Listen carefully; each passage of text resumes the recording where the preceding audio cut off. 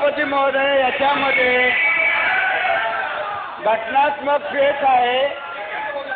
मला याच्यामध्ये संसदीय घटनेची मला संसदेमध्ये याच्यामध्ये घटनेमधल्या तरतुदीचा प्रामुख्याने उल्लेख करा की इथं घटनेचीच पायमल्ली होते. आपण मला कुणाला आरक्षण दिलं त्याच्याबद्दल म्हणायचं नाही, पण ज्याला आरक्षण देऊ नये त्याला कायदे करून आरक्षण सरकार देत आहे आणि ज्याला घटनेनं आरक्षण दिलंय त्याला मिळू नये म्हणून प्रयत्न करत आहे. माझ्याकडे ते राजपत्र आहे महाराष्ट्र सरकारचं, त्याच्यामध्ये राजपत्र माझ्याकडं राजपत्र महाराष्ट्र शासनाचं आहे.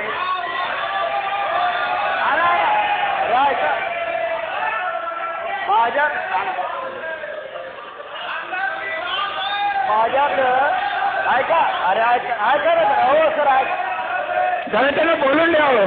माझ्याकडं महाराष्ट्र सरकार मंत्र्याला तुम्ही बोलून देत नाही ते ठीक, एक वेळ समजू शकत, पण तुम्ही तुमच्याच सहकार्याला बोलून देत नाही असं कसं?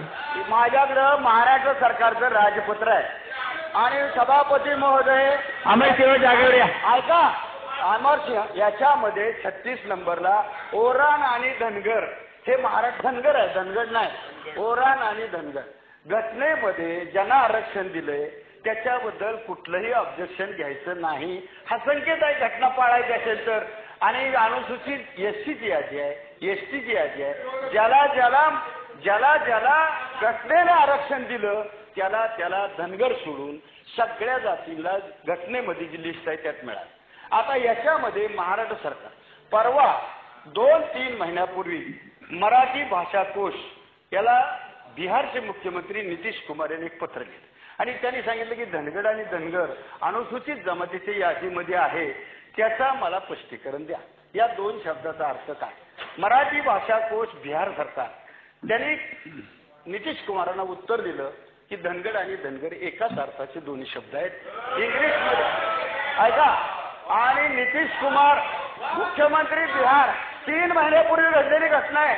बिहार सरकारने मराठी कोशाला पत्र लिहिलं आणि त्याच्या आधारावर बिहार सरकारचे मुख्यमंत्र्यांनी जनजाती मंत्रालय भारत सरकारला चला लवकर रोखणार साहेब, जनजाती मंत्रालयाला पत्र लिहिलं साहेब, जनजाती मंत्रालयाला पत्र लिहिलं आणि 15 दिवसात भारत सरकारने धनगर समाजाला बिहार सरकारमध्ये अनुसूचित जमातीचं आरक्षण लागू केलं. तोच किस्सा तुम्ही जागेवर केला आणि तोच छत्तीसगडने तसंच केलं. 3 राज्यांनी शिफारस केली. 3 राज्यात आज 3 महिन्यापूर्वी अनुसूचित जमातीच्या सवलती लागू झाल्या. तोच प्रश्न महाराष्ट्रामध्ये आहे. आता याच्यामध्ये साहेब सभापती महोदय एक असलेले ज्या नाही याने तिसरं काढले म्हणता टाटाकडे जे देणं आहे, आधी म्हणले महाअधिवक्ता, पुन्हा आता म्हणतात टाटा सर्व्हिसेस आहे. टाटा सर्व्हिसेसला महाराष्ट्र सरकारनं अनेक प्रश्नामध्ये सर्वेक्षण करायला दिलं, त्यातलं 90% चुकीचं सर्वेक्षण निघालेलं आहे आतापर्यंत. त्यामुळे आता हे बरोबर निघेल. हे फार चुका आहे, हा वेळ काढूपणा आहे आणि समाजाला त्या फसवण्याचा प्रकार आहे. एक प्रकारे घटनेला बगल देण्याचा प्रकार आहे. आणि आता जर तुम्ही ह्या शिफारशीने चौकशा म्हणून आता जे मंत्री महोदय सांगतात ते चुकीचं आहे, याच्यावरली स्पष्ट भूमिका त्यांनी दिली पाहिजे असं आमचं. वडकुटे साहेब.